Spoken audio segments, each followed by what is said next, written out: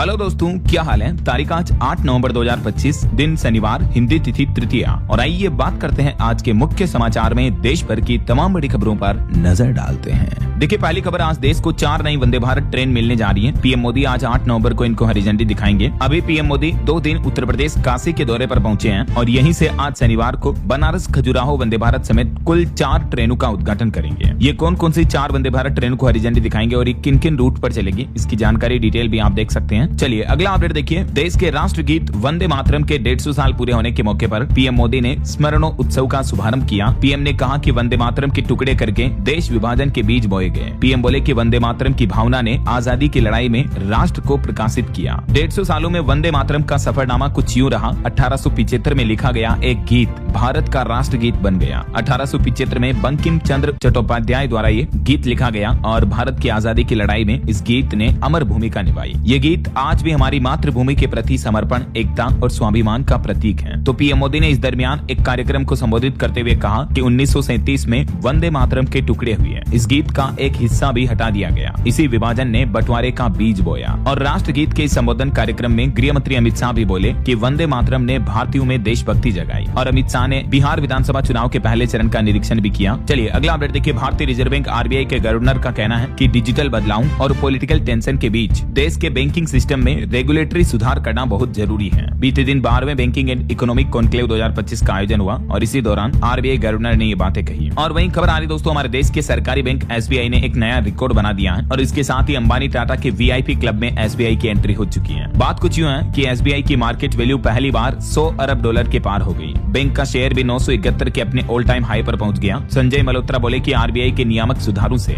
SBI आज $100 अरब की सरकारी कंपनी बन चुकी है। चलिए अगली खबर देखिए दोस्तों। ऑटो इंडस्ट्री से एक रिपोर्ट सामने आ रही है कि यात्री वाहनों और दोपहिया वाहनों की खुदरा बिक्री में बीते महीने अक्टूबर में नया रिकॉर्ड बन गया। कुछ तो अक्टूबर में दिवाली, धनतेरस वगैरह त्योहारी मांग थी और हाल ही में जो सरकार ने जीएसटी में कटौती की थी, इस वजह से देश के ऑटो सेक्टर में बड़ा उछाल देखने को मिला। भारत में वाहनों की खुदरा बिक्री बढ़कर अक्टूबर में 40.2 लाख यूनिट तक पहुंच गई और इसके साथ ही 2 व्हीलर की बिक्री में 51% तक का उछाल दर्ज किया गया। और अगली खबर देखिए। हमारे देश के नीति आयोग के सीईओ का कहना है कि अमेरिका और भारत के बीच व्यापार वार्तालाप सही दिशा में आगे बढ़ रही है। इस महीने नवंबर के अंत तक ये सफल हो सकती है। नीति आयोग का कहना है कि भारत अमेरिका व्यापार समझौते पर जल्द ही सहमति बन जाएगी। दोनों देशों के बीच विनिर्माण को बढ़ावा देने के लिए इस महीने नवंबर के अंत में एक नया मिशन भी शुरू होने जा रहा है। चलिए खबर देखिए। भारत और फिनलैंड के बीच 13वीं विदेश कार्यालय परामर्श वार्तालाप हुई, जिसमें दोनों देशों के बीच द्विपक्षीय सहयोग बढ़ाने पर भी फोकस रहा। और बड़ी खबर आ रही, केंद्र सरकार ने व्यक्तिगत पहचान की सुरक्षा के लिए लॉन्च किया आधार डेटा वोल्ट। अब आपका आधार कार्ड का डेटा और भी ज्यादा सुरक्षित रहेगा। जी हाँ, जैसा कि सरकार के इस नए सिस्टम के नाम से ही आप समझ पा रहे होंगे, आधार डेटा वोल्ट। वोल्ट किसको कहा जाता है? जैसे कोई तिजोरी या कोई ऐसा केबिन स्पेस एरिया जो बहुत ही ज्यादा हाईली सिक्योर्ड होता है, लॉक्ड होता है, राइट? तो उसे वोल्ट कहते हैं। तो कहने का मतलब ये है कि देश भर के करोड़ों नागरिकों के आधार कार्ड के डेटा को और भी ज्यादा सेफ और सिक्योर रखने के लिए अब उदय और सरकार मिलकर ये नया सिस्टम शुरू करने जा रहे हैं। देख सकते हैं आप आधार वोल्ट क्या है, जिसमें हर एक यूजर का आधार से जुड़ा डेटा eKYC XML, जिसमें आधार कार्ड नंबर, आपके डेमोग्राफिक डेटा अब ज्यादा सुरक्षित और सिक्योर रहेंगे। सरकार की इस पहल का मुख्य उद्देश्य यह है कि लोगों के आधार डेटा को ज्यादा गोपनीय रखा जा सके और सुरक्षित रखा जा सके। जो भी आधार कार्ड का डेटा इस्तेमाल करने वाली सरकारी या कोई भी प्राइवेट एंटिटीज होगी, उनकी भी अब जिम्मेदारियां होगी कि आपके नाम, जन्म तिथि, लिंक, पता, photo, email ID, mobile number, ये सब कुछ डेटा को सेफ रखना। ऐसा चलिए अगला अपडेट देखिए। अब आप फीचर फोन से भी कर सकेंगे डिजिटल पेमेंट, बिना इंटरनेट के भी पेमेंट हो पाएगा। आईओबी यानी इंडियन ओवरसीज बैंक की तरफ से एक नई पहल शुरू की जा रही है। फीचर फोन का मतलब होता है दोस्तों जो कीपैड वाला फोन आता है ना, बटन वाला, उससे भी अब आप गूगल पे, फोन पे, पेटीएम जैसे यूपीआई पेमेंट कर पाएंगे। इंडियन ओवरसीज बैंक ने डिजिटल पेमेंट को और भी आसान बनाने के लिए ये नया कदम उठाया है और बैंक ने एनपीएसटी यानी network people service technology limited के साथ एक साझेदारी की है और दोनों ने मिलकर यूपीआई 123 पे नामक वॉइस बेस्ड पेमेंट शुरू कर दिया है। अब और भी डिटेल जानकारी आप देख सकते हैं कि ये यूपीआई 123 पे कैसे काम करेगा, जिससे आप फीचर फोन से भी पेमेंट कर पाएंगे। चलिए अगली खबर देखिए। इस साल 2025 में गोल्डमैन सैक्स ने रिकॉर्ड प्रमोशन किया। भारत के 49 कर्मचारी बने मैनेजिंग डायरेक्टर। न्यूयॉर्क और लंदन के बाद बंगलुरु सबसे आगे रहा। देख सकते हैं आप ये डेटा भी। और वहीं बड़ी खबर आ रही है, प्रोप ट्रेडिंग स्कैम के नाम से बढ़ रहा स्कैम का दायरा। जयपुर, रांची, कोल्हापुर समेत देश के कई शहरों के इन्वेस्टर्स के 150 करोड़ डूबने की आशंका है। ये पूरा स्कैम ग्रीन वॉल एंटरप्राइजेस से जुड़ा है और ये एक शेयर ट्रेडिंग फर्म है जो लोगों को झांसे में फंसाकर उनसे पैसा इन्वेस्टिंग के नाम पर लिया और उन लोगों के पैसे के साथ अब बड़ा स्कैम घोटाला हो सकता है। सरकार इसको लेकर जांच भी कर रही है। चलिए अगली खबर देखिए। आखिरकार दिल्ली एयरपोर्ट का एयर ट्रैफिक सिस्टम 12 घंटे बाद दुरुस्त हो पाया, यानी सही हो पाया। बीते दिन दिल्ली एयरपोर्ट पर टेक्निकल प्रॉब्लम आ गई थी, इस वजह से 800 से ज्यादा फ्लाइट्स लेट हुई। 20 20 फ्लाइट तो बिल्कुल ही रद्द हो गई। दिन भर यात्री काफी परेशान होते रहे। 50 मिनट देरी से उड़े प्लेन, क्योंकि दिल्ली एयरपोर्ट पर ATC यानी एयर ट्रैफिक कंट्रोल के automatic message switch system AMSS में कुछ तकनीकी खराबी आ गई थी। इसी वजह से सैकड़ों फ्लाइट्स लेट हुई। हालांकि कुछ मीडिया रिपोर्ट्स आ रही थी कि दिल्ली एयरपोर्ट पर साइबर अटैक हुआ, तो मैनेजमेंट का कहना कि साइबर अटैक नहीं हुआ, बल्कि ऑटोमेशन सिस्टम बंद होने की वजह से ये देरी देखने को मिली है। और दिल्ली एयरपोर्ट से एक बड़ा मामला भी सामने आया। देखिए, एक ब्रिटिश नागरिक इमिग्रेशन एरिया से फरार हो गया, भाग गया। अभी पूरे दिल्ली शहर में इसकी खोज जारी है। ये थाईलैंड बैंकॉक से आया था, जिसे डिपोर्ट करके ब्रिटेन भेजा जाना था, लेकिन ये इमिग्रेशन एरिया से ही गायब हो गया। दिल्ली एयरपोर्ट पर ये बड़ी सुरक्षा चूक का मामला सामने आया, देख सकते हैं आप। चलिए अगली खबर देखिए। सुप्रीम कोर्ट का निर्देश, स्कूल, कॉलेज और अस्पताल परिसर से आवारा कुत्तों को हटाया जाए। इनकी नसबंदी कर इन्हें शेल्टर होम में रखें, पकड़े गए स्थान पर वापस न छोड़ें। दरअसल हमारे देश में आवारा डॉग्स और मवेशियों, खुले छुट्टा पशु जानवरों को लेकर सुप्रीम कोर्ट में मामले पर सुनवाई हुई, और इसी दरमियान सुप्रीम कोर्ट ने देश भर के सभी राज्यों को यह निर्देश जारी किया कि जितने भी पब्लिक प्लेस हैं, स्कूल, कॉलेज, अस्पताल परिसर, बस स्टैंड वगैरह, इनसे आवारा कुत्तों को दूर करें। इतना ही नहीं, कोर्ट ने यह भी कहा कि स्कूल, कॉलेज, अस्पतालों में बाड़ लगाई जाए कंटीले तारों से, ताकि आवारा डॉग्स वगैरह इन परिसर में ना पहुंच पाए, है ना। और इन सभी एरिया से आवारा डॉग और खुला मवेशियों को हटा करके इनकी नसबंदी करके इन्हें शेल्टर होम में रखा जाए। देश भर में बढ़ रहे डॉग बाइट के मामले और रेबीज के केस ज्यादा आ रहे हैं। इस वजह से सुप्रीम कोर्ट ने संज्ञान लेते हुए ये महत्वपूर्ण फैसला सुनाया है, और सुप्रीम कोर्ट ने अपने आदेश में ये 8 बड़ी बातें कही है। देख सकते हैं आप, एक की पॉइंट दी। चलिए अगली खबर देखिए। गुजरात अहमदाबाद प्लेन क्रैश मामले पर भी सुप्रीम कोर्ट ने सुनवाई की और कहा कि देश में कोई नहीं मानता कि ये पायलट की गलती थी। पायलट के पिता ने एक याचिका लगाई। अब इस पर सुप्रीम कोर्ट ने केंद्र सरकार और DGCA से जवाब भी मांगा, क्योंकि आपको पता होगा इस हादसे के बाद बड़ी बड़ी जांच कंपनियों ने पायलट की गलती बता दी थी, उन्हें जिम्मेदार बता दिया था, लेकिन सुप्रीम कोर्ट ने कहा कि पायलट को दोषी नहीं ठहराया जा सकता है। तो अब देखते हैं सरकार इस मामले पर क्या जवाब पेश करती है। दोस्तों अगला अपडेट आ रहा इन्वेस्टर्स के लिए, एक AI बेस्ड इन्वेस्टिंग सोल्यूशन जिसने मार्केट में धमाका मचा दिया। Investing pro by investing.com। चलिए समझते हैं कैसे ये AI प्लेटफॉर्म इंडियन इन्वेस्टर्स के लिए गेम चेंजर बन रहा है। इन्वेस्टिंग प्रो का सबसे बड़ा हाईलाइट है प्रोपिक्स AI, जो आपको देता है 5 रेडीमेड स्टॉक स्ट्रेटेजीज, जैसे Bharat market out performs, mid cap movers और स्मॉल कैप जेम्स। ये AI 50+ डेटा पॉइंट्स एनालाइज करता है और हर महीने अपडेट करता है आपके पोर्टफोलियो को बेस्ट परफॉर्मिंग स्टॉक्स के साथ, और डेटा खुद सब कुछ कहता है। Bharat market out performance strategy ने 6 साल में 950% से भी ऊपर का रिटर्न दिया है, मतलब निफ्टी को अच्छे खासे मार्जिन से आउट परफॉर्म किया है। स्टॉक स्पॉटलाइट में आप देख सकते हैं कि ज्यादातर स्टॉक्स पॉजिटिव रिटर्न्स दे रहे हैं, जबकि निफ्टी पिछले 1 साल में 0% पे रहा है। और हर स्टॉक चेंज का क्लियर रीजन मिलता है, जैसे बैंक ऑफ इंडिया मार्च में ऐड हुआ था और अब तक 51% रिटर्न दे चुका है। अगर आप और डीप जाना चाहते हो तो इन्वेस्टिंग प्रो प्लस में मिलते हैं extra pro tools, Warren AI, आपका chat GPT for financial markets, advance screeners with 1000+ matrix और फेयर वैल्यू टूल, जो 15 वैल्यूएशन मॉडल्स के बेस्ड पर बताता है कि स्टॉक ओवर या अंडर वैल्यूड तो नहीं है। इन्वेस्टिंग प्रो के 2 प्लान्स हैं, प्रो और प्रो प्लस। प्रो थोड़ा लिमिटेड है, लेकिन प्रो प्लस अनलॉक करता है पूरा AI पावर पैक, सारी 5 AI strategies, 500 Warren AI queries और एडवांस स्क्रीनर एक्सेस, जबकि प्रो में सिर्फ एक स्ट्रेटेजी और 50 क्वेरीज मिलती हैं। इसलिए अगर आप सीरियस हो इन्वेस्टिंग को नेक्स्ट लेवल ले जाने के लिए तो प्रो प्लस ही बेस्ट चॉइस है, क्योंकि बाद में अपग्रेड करते टाइम कूपन रीयूज नहीं होता है। तो अभी चल रही है इनकी इस साल की best sale, early bird black Friday sale, और वो भी सिर्फ कुछ ही दिनों के लिए, जिसमें आपको मिल रहा है 55% ऑफ प्लस एक्स्ट्रा 15% डिस्काउंट सिर्फ मेरे लिंक या QR से। तो जल्दी करें। पेमेंट फिलहाल डेबिट या क्रेडिट कार्ड से ही पॉसिबल है, लेकिन UPI ऑप्शन भी जल्दी उपलब्ध होने वाला है। अपना एक्स्ट्रा 15% डिस्काउंट ग्रैब करो, डिस्क्रिप्शन या पिन कमेंट के लिंक पर क्लिक करके AI पावर्ड इन्वेस्टिंग शुरू करो। और टेक न्यूज से खबर देखिए, इलोन मस्क ने रोबोट के साथ डांस किया और उन्होंने इसका एक वीडियो भी शेयर किया। वो बोले कि रोबोट आर्मी बनाएंगे और इससे दुनिया में गरीबी मिटाने का दावा किया है। इसके साथ ही टेस्ला कंपनी से इलोन मस्क को $1 ट्रिलियन का वेतन पैकेज भी मंजूर हो चुका है। टेस्ला के शेयर धारकों ने इलोन के लिए अब तक का सबसे बड़ा वेतन पैकेज शर्तों के साथ मंजूर किया, और इस मंजूरी के साथ ही इलोन मस्क दुनिया में सबसे ज्यादा वेतन पाने वाले शख्स भी बन चुके हैं, जो कि कई देशों की GDP से भी ज्यादा है। चलिए अगली खबर देखिए दोस्तों, देश के कई राज्यों में ठंड की शुरुआत हो चुकी है। राजस्थान में तापमान 7.5 डिग्री तक पहुंचा, मध्य प्रदेश में भी 11 डिग्री सेल्सियस हो चुका है। राजधानी दिल्ली में सीजन की सबसे ठंडी रात रही बीती रात, और अगले 2-3 दिन में कड़ाके की ठंड पड़ने की संभावना है। मौसम विभाग की तरफ से ये चेतावनी दी गई। आगे मैं आपको बताऊंगा दोस्तों और भी पूरे मौसम समाचार विस्तार से। फिलहाल देखिए अगली खबर, बागेश्वर धाम के पंडित धीरेन्द्र कृष्ण शास्त्री और उनके साथ में जया किशोरी भी नजर आई। ये अभी दिल्ली से हिंदू सनातन एकता पदयात्रा पर निकले हैं। जया बोली कि दिल्ली से वृंदावन जा रही सनातन हिंदू जोड़ो यात्रा में बाबा बाबा के साथ रहूंगी में भी यात्रा रवाना हुई और ये यात्रा से जुड़ी कुछ तस्वीरें भी आप देख सकते हैं। दिल्ली में पंडित धीरेन्द्र शास्त्री के साथ साधु संत और देश के जाने माने कवि डॉक्टर कुमार विश्वास भी नजर आए। हिंदुओं को जोड़ने के लिए ये सनातन हिंदू एकता पद यात्रा निकाली जा रही है बाबा बागेश्वर के द्वारा। चलिए अगला अपडेट देखिए। हाईकोर्ट ने पति पत्नी और बच्चे के मामले पर एक फैसला सुनाते हुए कहा कि दादा दादी बच्चों के विकास के लिए जरूरी है। उड़ीसा हाईकोर्ट ने फैमिली कोर्ट का फैसला पलटते हुए पिता को बच्चे से मिलने की परमिशन दे दी। 2 साल का बच्चा अब अपने पिता और दादा दादी से मिल पाएगा, जबकि फैमिली कोर्ट ने पहले रोक लगा रखी थी। लेकिन उड़ीसा हाईकोर्ट के जज ने फैमिली कोर्ट का फैसला पलटते हुए भारतीय समाज में दादा दादी की परवरिश की अहम भूमिका बताते हुए ये फैसला पलट दिया है। और वहीं खबर आ रही है पंजाब में सांसद अमृतपाल की याचिका पर भी अब 10 तारीख को सुप्रीम कोर्ट में सुनवाई होगी। उन्होंने एनएसए लगाने का विरोध किया, संसद सत्र जाने की भी छूट मांगी। डिब्रूगढ़ जेल में बंद है अभी वो। और वहीं देखिए भारतीय क्रिकेटर मोहम्मद शमी के केस मामले पर भी उनकी पत्नी को सुप्रीम कोर्ट ने फटकार लगाई और कहा कि क्या हर महीने 4 लाख काफी नहीं है, क्योंकि उनकी पत्नी हसीन जहां ने हर महीने उनसे 10 लाख रुपए मांगे हैं। गुजारा भत्ता के रूप में ये 10 लाख देने की मांग सुप्रीम कोर्ट में की याचिका लगाई तो सुप्रीम कोर्ट ने उनको फटकार लगाते हुए कहा कि क्या 4 लाख की रकम भी गुजारा करने के लिए पर्याप्त नहीं है क्या? देखिए जरा इतने से भी इनका सर्वाइव नहीं हो रहा, जरा सोचिए। यह है शमी की पत्नी हसीन जहां और उनकी बेटी आयरा। और वहीं बॉलीवुड से भी एक अच्छी खबर आ रही। कैटरीना कैफ ने बेटे को जन्म दिया। विक्की कौशल ने खुद ये अनाउंसमेंट किया। 2021 में दोनों कपल की शादी हुई थी। मेनी कांग्रेट्स कैटरीना और विक्की को बेबी बॉय के लिए।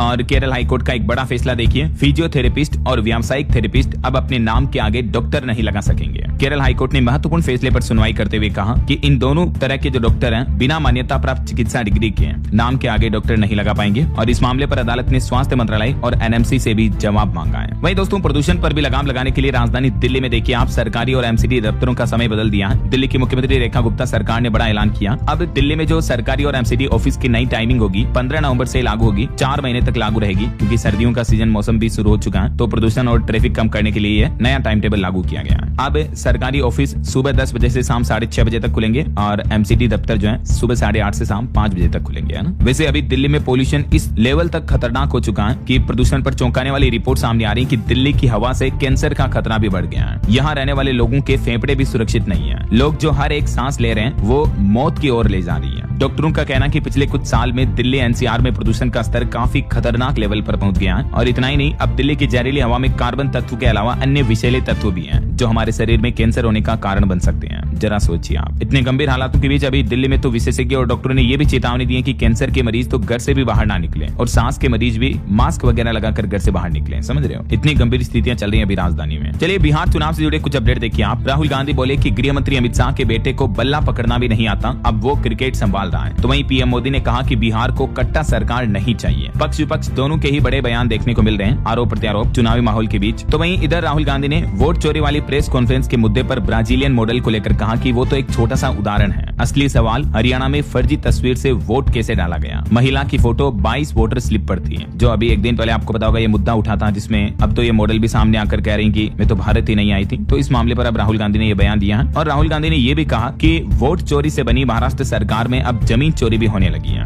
क्योंकि अभी महाराष्ट्र में बड़े जमीन घोटाले का मामला भी सामने आ रहा। देखिए इस मामले पर अजीत पवार बोले कि बेटे से जुड़ी विवादित जमीन की डील रद्द हुई। राहुल गांधी ने आरोप लगाया कि दलितों की 1800 करोड़ की जमीन हड़पी और उसे 300 करोड़ में खरीद लिया। तो महाराष्ट्र के उप मुख्यमंत्री अजीत पवार ने पुणे की जिस विवादित जमीन को मेरे बेटे पार्थ पवार से जुड़कर बताया जा रहा, उस पर कहा कि वो डील रद्द हो चुकी है। और वहीं देखिए बिहार चुनाव को लेकर रेलवे ने भी बड़ा फैसला लिया। नई दिल्ली और आनंद विहार स्टेशन से इन सेवाओं पर कुछ रोक रहेगी। और खबर आ रही यूपी पंचायत चुनाव में भी नामांकन पत्रों का मूल्य और जमानत राशि बढ़ी। निर्वाचन आयोग की तरफ से निर्देश जारी किए गए। नामांकन और जमानत राशि को 1.5 से 2 गुना तक बढ़ा दिया है। कुछ जानकारी आप देख सकते हैं इस टेबल में। अब कितनी धनराशि खर्च कर पाएंगे चुनाव में खड़े होने वाले कैंडिडेट, है ना। वहीं राहुल गांधी ने केंद्र सरकार पर एक और गंभीर आरोप लगाते हुए कहा कि हरियाणा में तो 29 लाख फर्जी वोटर है ही, लेकिन अडानी को भी 1 रुपए प्रति एकड़ में जमीन बेची केंद्र सरकार ने। वोट चोरी के आरोपों के बीच मोदी और अडानी की इस डील को लेकर भी राहुल गांधी मीडिया में काफी बयान दे रहे हैं अभी। और इधर देखिए हिमाचल प्रदेश कांग्रेस अध्यक्ष के लिए भी राजधानी दिल्ली में मंथन हुआ। राहुल गांधी और खड़गे ने 6 दावेदारों से विजन जाना। 1-to-1 मीटिंग हुई, पूछा कि सरकार रिपीट कैसे कराएंगे। वहीं देखिए बिहार बेतिया में अनोखी छात्राओं की पहल। 3000 छात्रों ने बनाई ह्यूमन चेन। बिहार चुनाव 2025 के लिए मतदाता जागरूकता एकता का संदेश दिया लोगों को, कहा कि पहले मतदान करें फिर जलपान करें, ये नारे भी लगाए। ये देख सकते हैं आप, महाराजा स्टेडियम में ये बड़ी 3000 स्टूडेंट्स ने ह्यूमन चेन बनाई और लोगों को वोट देने के लिए अपील की। तो आप भी वोट जरूर डालें दोस्तों, हजारों स्टूडेंट्स की इस मेहनत के लिए तो कम से कम प्रेरणा लें, है ना। और वहीं खबर है, तेज प्रताप यादव भी आज 8 नवंबर को बेरिया में जनसभा करेंगे। वहीं सीएम योगी ने भी बीते दिन बिहार के मोतिहारी में जनसभा में कहा कि लालटेन डकैती डालने का एक सर्टिफिकेट था, ये फिर इसे लेकर आए हैं, जंगल राज लाना चाहते हैं, पहले चारा खाया अब राशन खा जाएंगे। तो ये भारी माहौल चल रहा है चुनावी बयानबाजियों का।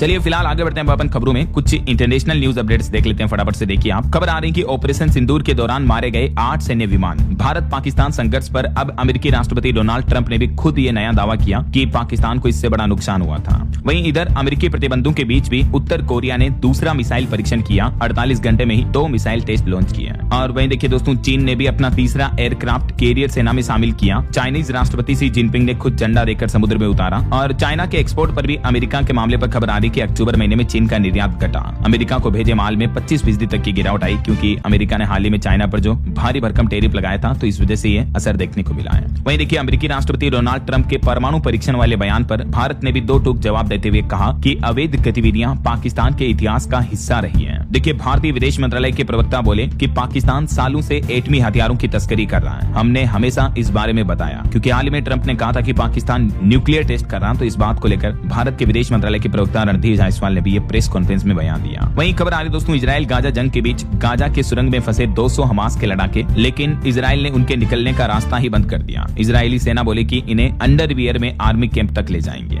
एक बार फिर से इजराइल गाजा जंग में उग्रता देखने को मिल रही है। और इस बीच खबर तो ये भी है कि इजराइल के साथ एक और मुस्लिम देश जुड़ा, कजाकिस्तान अब्राहम समझौते में शामिल हुआ। अमेरिकी राष्ट्रपति डोनाल्ड ट्रंप बोले कि कुछ और देशों से भी बातचीत जारी है। वैसे अभी हाल ही में अमेरिका के न्यूयॉर्क के मेयर चुनाव में आपको बताऊंगा भारतीय मूल के ममदानी की जीत हुई थी, लेकिन इस जीत से अब शहर के अरबपतियों की मुश्किलें बढ़ने लगी हैं। रिपोर्ट्स आ रही कि 8 लाख लोग न्यूयॉर्क शहर को छोड़ सकते हैं, क्योंकि टेक्सास के गवर्नर ने भी धमकी दी कि अगर यहाँ आए तो 100% टैरिफ वसूलेंगे। इधर अमेरिकी राष्ट्रपति डोनाल्ड ट्रंप ने दावा किया कि अगले साल वो भारत आ सकते हैं। वो बोले कि पीएम मोदी ने मुझे न्योता दिया, वह अच्छे इंसान है, रूस से तेल खरीदना भी कम कर दिया। ट्रंप ने एक बार फिर से पीएम मोदी को लेकर ये बयानबाजी दी बीते दिन। वहीं अमेरिका में अभी शटडाउन की वजह से हालात कितने गंभीर चल रहे हैं, देखिए खबर। अमेरिका के 40 एयरपोर्ट्स पर 800 उड़ानें भी बंद पड़ी हैं। शटडाउन की वजह से एयरपोर्ट स्टाफ भी नहीं मिल रहा है, कर्मचारी बिना सैलरी के काम कर रहे हैं बेचारे। देखिए जरा, अमेरिका में शटडाउन लागू हुए 37 दिन हो चुके हैं और इसका सबसे ज्यादा असर हवाई यात्रा पर पड़ रहा है। वहीं भारत अमेरिका के बीच एक डील भी हुई। देखिए आप, तेजस लड़ाकू विमान के लिए एक बड़ा समझौता करार हुआ। भारत अमेरिका से खरीदेगा 113 GE इंजन, जिससे हमारे देश में भी स्वदेशी जेट उत्पादन को मजबूती मिलेगी और इससे हमारे देश की भारतीय वायुसेना यानी इंडियन एयरफोर्स की ताकत भी बढ़ेगी। तेजस लड़ाकू विमानों के लिए 113 जेट इंजन खरीदेगा HAL। GE एरोस्पेस के साथ ये बड़ा समझौता हुआ है, हिंदुस्तान एरोनॉटिक्स लिमिटेड का। ये अमेरिकी रक्षा कंपनी के साथ बड़ा समझौता हुआ है। देश के रक्षा मंत्री राजनाथ सिंह भी बोले कि इंजन भी जल्द ही अब भारत में ही बनेगा। उन्होंने तहलका मचाने वाला बयान देते हुए कहा कि तेजस के बाद अब AMCA 5th generation fighter jet सब कुछ मेक इन इंडिया होंगे। तेजस, ब्रह्मोस से लेकर राफेल, AMCA और ड्रोन तक देश की रक्षा के क्षेत्र में अब आधुनिक हथियार भी बनना शुरू हो चुके हैं। रक्षा मंत्री ने कहा कि सारे जेट्स के इंजन भारत की धरती पर बनेंगे और भारतवासियों के हाथों ही बनवाएंगे। स्वदेशी मामले पर रक्षा के क्षेत्र में भारत को आगे बढ़ाने का उनका विजन है। जो भारत के साथ मेगा डिफेंस डील हुई, अमेरिकी GE एरोस्पेस कंपनी की 113 इंजन खरीदेगा, तो इसके बाद ये रक्षा मंत्री का बयान सामने आया और ये जो इंजनों की डिलीवरी है 2027 से शुरू होगी, जो 2032 तक पूरी होगी। 62,000 करोड़ से भी ज्यादा का ये समझौता है। और भारत का एक और प्लान है, रूस से भी S-400 डिफेंस सिस्टम खरीदेगा भारत। 50,000 करोड़ के हथियार निर्यात का भी लक्ष्य रखा है। रक्षा मंत्री राजनाथ सिंह ने डिफेंस प्लानिंग को लेकर ये बातचीत कही नेटवर्क 18 को एक इंटरव्यू में, है ना। बहरहाल अभी तो अपन कुछ और महत्वपूर्ण और काम की खबरें देखेंगे दोस्तों, लेकिन फिलहाल वक्त हो चला है आज के ताजा मौसम समाचार जानने का। और हाँ, एक छोटी सी रिक्वेस्ट आपसे ये है कि अगर आप DLS न्यूज चैनल से अभी तक भी जुड़े नहीं हो तो जुड़ जाइए, चैनल को सब्सक्राइब करके बेल आइकन जरूर दबा दीजिएगा और इस वीडियो पर एक लाइक और शेयर भी कर देना, ताकि आपको रोजाना की ताजा खबरें, महत्वपूर्ण मुख्य समाचार, काम के न्यूज अपडेट सबसे पहले आपके मोबाइल पर मिलते रहेंगे।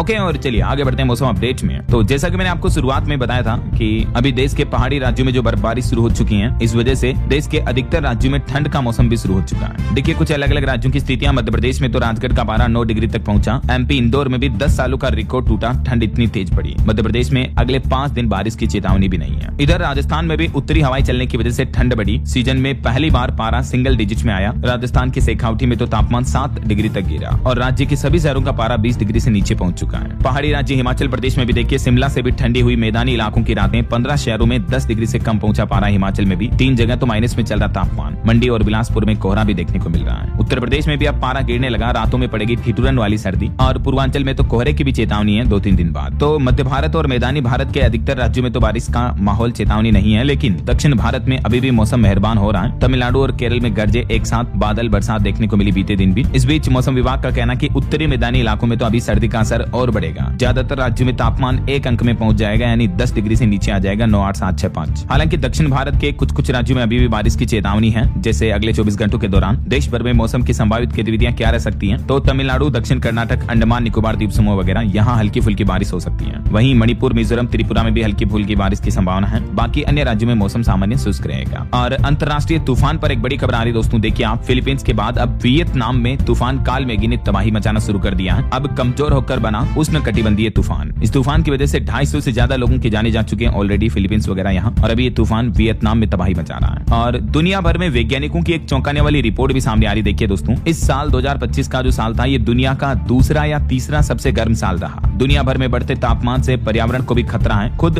WMO की तरफ से ये चौंकाने वाली रिपोर्ट जारी की गई। WMO यानी विश्व मौसम संगठन की तरफ से ये डेटा जारी किया गया, जिसमें कहा कि ये साल 2025 दुनिया के अब तक के सबसे गर्म सालों में से एक रहा है। क्योंकि दुनिया भर में जो क्लाइमेट चेंज हो रहा है, जलवायु परिवर्तन देखने को मिल रहा है, पोल्यूशन बढ़ रहा, गर्मी बढ़ रही, इस वजह से बर्फ पिघल रही है और महासागरों का लेवल भी बढ़ रहा। दुनिया के कई बड़े शहर भी डूब सकते हैं और बढ़ती गर्मी के कई भयंकर साइड इफेक्ट देखने को मिलेंगे आने वाले कुछ सालों में, है ना। चलिए मौसम के बाद अब अपन आज के सराफा बाजार पर नजर डाल लेते हैं। तो देखिए दोस्तों, सोने में पिछले 21 दिन में लगभग 10,500 रुपए तक की गिरावट देखने को मिली है और अभी सोना 1,20,000 रुपए प्रति 10 ग्राम पर चल रहा है। जबकि चांदी भी पिछले 24 दिन में 29,825 रुपए टूटी और अभी चांदी का रेट 1,48,000 रुपए प्रति किलो पर चल रहा है। बाकी गोल्ड के अलग अलग कैरेट के हिसाब से भी प्राइस आप देख सकते हैं, 14 कैरेट, 18 कैरेट, 22 और 24 कैरेट की रेट, है ना। वहीं सोने पर एक रिपोर्ट सामने आ रही कि भारत में गोल्ड ETF में भी रिकॉर्ड बढ़ोतरी देखने को मिली। $3.05 अरब का इन्फ्लो आया, जो कि अब तक का सबसे ऊंचा स्तर है। और एक रिपोर्ट ये भी सामने आ रही कि सोने की कीमतों में तेजी वैश्विक वित्तीय प्रणाली में बड़े बदलाव का संकेत है। दुनिया भर में निवेशकों का